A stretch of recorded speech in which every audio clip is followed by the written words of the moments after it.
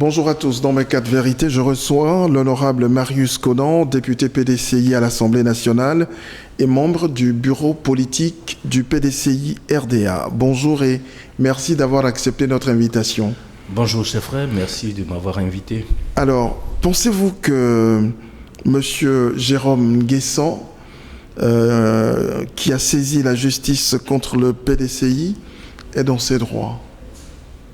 Je pense que Jérôme Nguessan est un citoyen ivoirien, quelle que soit la structure où il se trouve.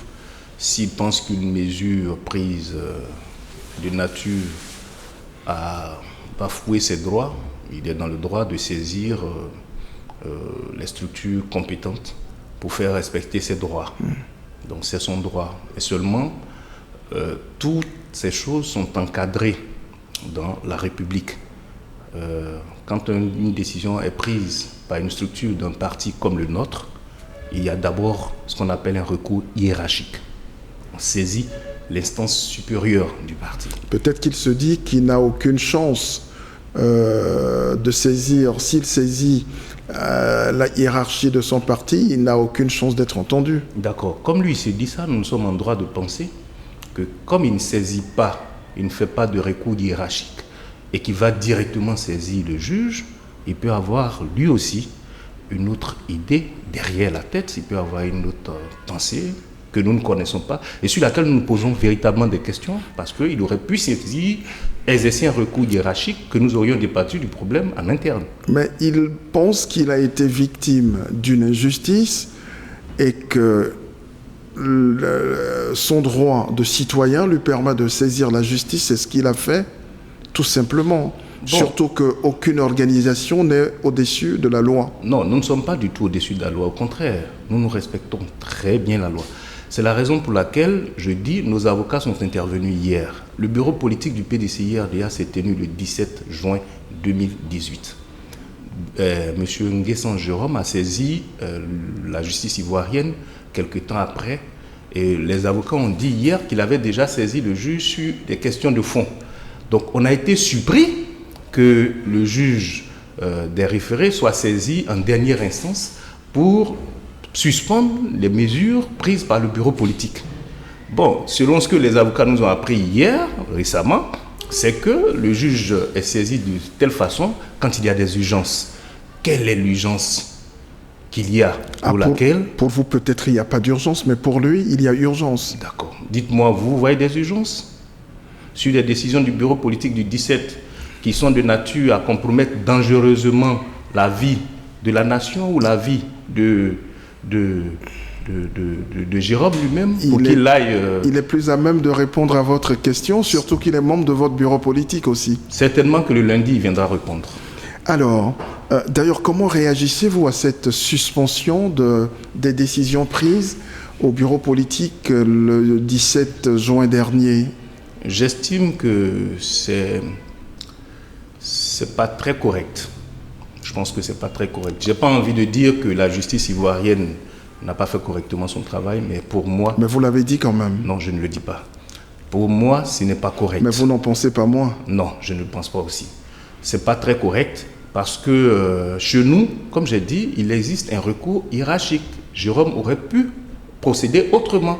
Mais depuis l'histoire, depuis les 70 ans du PDCI-RDA, c'est la toute première fois qu'un individu membre du bureau politique du PDCI-RDA envoie un problème interne à l'extérieur, comme si on avait l'intention... Tout à l'heure, vous m'avez dit qu'il était dans ses droits. Je suis d'accord. Alors... Mais même quand on est dans ses droits, nous sommes dans une famille qui est la famille politique du PDCI-RDA.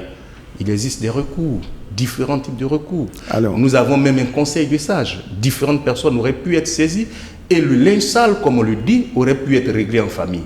Maintenant que vous l'envoyez à ce niveau, quand demain, les militants qui appartiennent au PDCI-RDA, qui sont dans une structure privée, décideront que, bon, on s'est réunis à compter d'aujourd'hui, tu ne fais plus partie de notre organisation, qu'est-ce que vous allez faire? Alors, maintenant que cette décision a été prise par la justice, cette suspension des décisions, des conclusions du dernier bureau politique de votre parti, qu'est-ce qui va être fait? Qu'allez-vous faire? Ben, écoutez, nous, nous avons déjà prévu un bureau politique. Lundi prochain. Je dis que lundi prochain, le bureau politique qui est prévu n'est pas la réponse à la décision de la justice ivoirienne, non.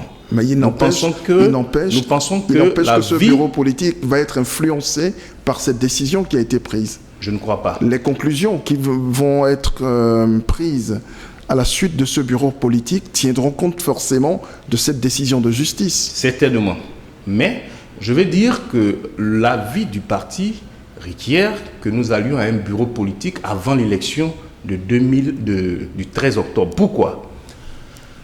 Le PDCI-RDA, le 17 juin, a demandé au président, d'abord endosser la signature du président sur le document marquant la volonté d'arriver à un parti unifié, et a demandé au président de poursuivre les négociations. Entre-temps, le président a échangé avec ceux du RHDP et il a décidé que le parti sortait du processus de création du parti unifié. Pour cette première raison, un bureau politique doit se tenir pour que le président nous explique les raisons qui ont motivé sa décision. Et il reviendra au bureau politique de donner quitus, d'adouber ou de soutenir publiquement cette position du président ou de la rejeter. Le deuxième élément, c'est qu'après la décision du président de nous sortir de la démarche vers un parti unifié, le PDCI-RDA a constaté qu'à la publication des listes de candidats pour l'élection du 13 octobre, son logo est abusivement utilisé par des candidats du RHDP. Or, en la matière, en Côte d'Ivoire, nous savons que quand l'UDPCI s'est retiré du processus électoral engagé par le RHDP en 2016, son logo a systématiquement été sorti. Nous, on se pose la question de savoir pourquoi est-ce que on accepte, on garde le logo du PDCI-RDA alors que nous ne sommes plus partis à ce groupement. À partir de cet instant, c'est une deuxième raison valable pour convoquer un bureau politique. Maintenant, dans le courant entre-temps, on constate aussi que la justice ivoirienne vient de rendre une décision. Nous allons nous retrouver et le bureau politique va se prononcer sur les différentes questions d'actualité. Cette décision prise par la justice fait partie des questions d'actualité. Notre bureau politique du 24 n'est pas convoqué pour répondre à la justice de Côte d'Ivoire. Elle va faire son travail et nous lui faisons confiance. Mais l'actualité requiert que nous tenions un bureau politique. Est-ce que, comme j'ai cru lire dans les journaux comme vous, est-ce que vous redoutez quelque part une possible destitution du président Bédié à la tête de votre parti? Non, pas du tout. J'ai lu ça dans les journaux. Pas du tout. Le président du parti est bien installé. Qu'est-ce qui pourrait amener les journaux à dire ça? Bon, peut-être que c'est les dessins cachés des uns et des autres. Mais je m'en vais vous dire que l'État confie des responsabilités aux partis politiques. C'est la raison pour laquelle l'État les finance. Donc un parti politique, il a une responsabilité, il a une vocation à former les citoyens pour que ce que l'État prend comme mesure puisse être bien accepté et qu'ensemble nous avancions dans le développement, dans la construction de l'État aussi. Il se trouve que le PDCI-RDA rentre dans une année qui est une année de congrès. C'est-à-dire 2018 est une année de congrès à partir du mois d'octobre. Dès l'instant où le PDCI-RDA tient un bureau politique qui peut se tenir entre deux congrès pour dire le congrès est reporté à la période qui viendra après l'élection de 2020, il faut juste s'en tenir à cela. À défaut d'un congrès, le bureau politique peut prendre des décisions pour la vie du parti. Et sur cette question, on a tranché, c'est fini. Le prochain congrès du PDCI-RDA va se tenir après les élections de 2020. Nous l'avons dit le 17, nous retournons le 24, nous allons le confirmer. Les instances du parti vont avoir mandat pour poursuivre les activités du parti jusqu'après l'élection présidentielle de 2020. Leur mission, ce qu'on leur a demandé, nous en tant que militants, c'est de nous permettre d'avoir un militant du PDCI-RDA candidat et président de la République. Mais si la justice confirme cette décision de suspension des conclusions du bureau politique, ma question c'est, qu'allez-vous faire? Mais on a un nouveau bureau politique, on a un bureau politique le 24.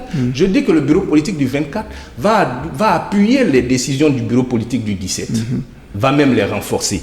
Donc si la justice ivoirienne, qui est en train de faire son travail, pense qu'il faut casser la décision, on refera un nouveau bureau politique parce que toutes ces choses ne doivent pas nous distraire pour nous éloigner de notre objectif. L'objectif du parti, c'est de promouvoir la candidature d'un militant du PDCI RDA pour l'élection présidentielle de 2020. En clair, nous demandons à M. Bédier, président du PDCI RDA, et à l'équipe qui l'accompagne avec à sa tête le secrétaire exécutif, M. Guy Kalué, de promouvoir un cadre qui va nous permettre de remporter le pouvoir en 2020. Voici ce que nous leur avons confié comme mission. Tant qu'ils n'ont pas réussi cette mission, nous leur donnerons mandat pour poursuivre les activités. Alors, M. Konan, il y a énormément d'agitation aujourd'hui au PDCI. Oui, je le constate aussi. Voilà, beaucoup de tensions au PDCI. La question du logo sur les listes électorales. Là, le PDCI a son corps défendant devant la justice. Oui. La question des doubles parrainages, oui, toujours sur la liste électorale. Est-ce que finalement, le PDCI devrait participer aux prochaines municipales ? Aux prochaines élections locales, je dois pense que dire. Nous sommes une structure, je ne sais pas, je sais que les autres sont super organisés, mais je pense que le PDCI est une structure très bien organisée. Il ne s'agit pas pour le président du parti tout seul de prendre une décision et puis c'est fini. Toutes les décisions doivent être entérinées par le bureau politique. La question de l'heure, c'est de savoir est-ce que nous allons à cette élection malgré les conditions que nous vivons nous-mêmes. Oui, le logo, la justice, le double parrainage. Le PDCI RDA va à un bureau politique le 24 et donc, je crois que cette question sera inscrite à l'ordre du jour. Elle sera tranchée. Et nous allons trancher. Alors, est-ce que finalement le PDCI n'est, quoi qu'on dise, est-ce que le PDCI n'est pas en grande difficulté aujourd'hui? Je ne crois pas. Je crois que la difficulté se trouve ailleurs. Avec tout ce qu'on voit, non, la difficulté se trouve ailleurs. Tension des non, militants, voyez-vous, un militant qui... voyez-vous, je disais à quelqu'un il y a quelques jours que je suis un peu surpris qu'on donne toute la place à des structures, des personnes qui font la promotion de différents mouvements. Et justement, j'allais vous demander tout à l'heure. Ça et là, et que, bon, on s'asseye là pour regarder ces gens dépenser de l'argent à louer des bâches. Vous savez que pour un meeting de la nature, de ce que nous voyons, la logistique peut coûter environ 10 millions de francs CFA. Mais vous êtes politique aussi, donc nous sommes un parti politique organisé, nous recevons des financements et nous utilisons les cotisations de nos militants pour financer les activités du parti. Mais dites-moi, les mouvements qui se créent ça et là, comment est-ce qu'ils se financent? Avec quel argent est-ce que ces personnes tournent? Avec quel argent est-ce que ces personnes font toutes ces activités? Alors que, tout juste à côté de nous, il y a des enfants qui attendent qu'on construise des écoles et qu'on mette des bandes de classe. Ça a toujours été ainsi. Je suis entièrement d'accord, mais je pense que si on a suffisamment d'argent, il faut plutôt faire des fondations pour aider l'État de Côte d'Ivoire à améliorer la vie des citoyens. Ouais. C'est là qu'on attendait, on attend les uns et les autres. Le débat politique est laissé aux partis politiques et se fait en interne, dans les partis. Alors, parlons de mouvements qui naissent. Comme vous le disiez tout à l'heure, il y en a un qui est né cette semaine, en début de semaine, pas à pas vers notre destin. Vous vous dites quoi? C'est pas bon? Non, le PDCI RDA, je l'ai dit la première fois que je suis passé, le PDCI RDA ne reconnaît que les clubs de soutien. D'ailleurs, moi, je serai promoteur d'un club de soutien très bientôt. Mais le club de soutien déposera ses documents, son règlement au parti et va s'inscrire dans la politique générale du parti. Ce n'est pas un club qui va tenir ses activités ailleurs. Eux, ils disent c'est pour défendre les valeurs du PDCI. Non, ils ne peuvent pas défendre les valeurs du PDCI, ils n'ont pas ce mandat. Le mandat est donné à des personnalités lors d'un congrès. Et ils ont un délai pour le faire. Après, ils viennent rendre compte au congrès. Tant que cela n'est pas fait, tout ce qui se fait autour n'est pas correct. Et moi, je n'ai pas envie de rentrer dans ce qui n'est pas correct. Alors, toute avant-dernière préoccupation, avant la fin de cet entretien, je constate que le PDCI n'est pas présent particulièrement dans le nord du pays, sur les listes électorales. Comment expliquer cela? Le plus grand, le plus vieux parti politique ne couvre pas ces élections sur toute l'étendue du territoire national. Notez que partout en Côte d'Ivoire, vous trouverez des sections des comités du PDCI-RDA. Ben oui. Partout en Côte d'Ivoire. Pourquoi est-ce que alors il n'y a pas de candidats? Nous allons à une élection où nous mesurons les différents enjeux par localité et nous pensons qu'il faut se concentrer sur les zones où nous avons plus de chances de remporter des communes ou des régions. Il y a quelques années, ça n'aurait pas été ainsi. Je suis d'accord avec vous. Ça ne veut pas dire que les autres zones où nous n'avons pas présenté des candidats ne tiennent pas à cœur au PDCI. Bien au contraire.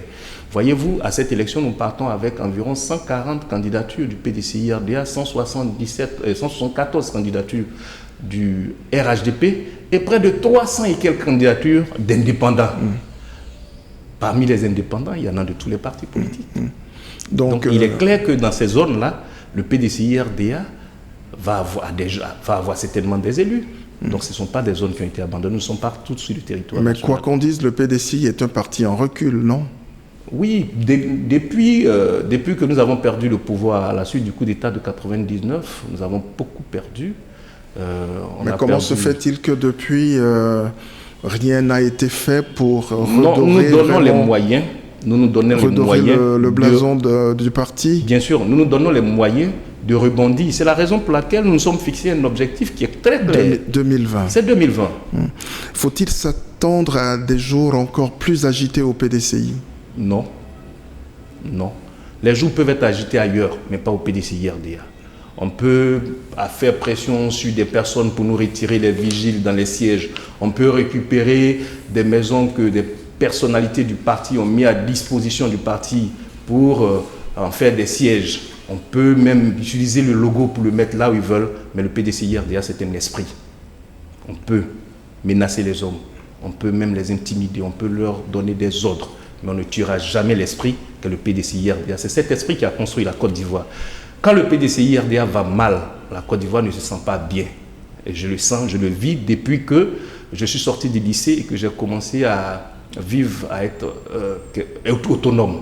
Je sens que le PDCI-RDA a son âme intimement liée à l'âme de la Côte d'Ivoire. Vivement que la situation de calme revienne. Ce que nous souhaitons, ce que nous espérons aujourd'hui, c'est que le président de la République, qui est le garant des libertés et qui gère tout le monde dans ce pays, demande aux personnes du RHDP de faire bas la terre, parce qu'on parle de réconciliation nationale.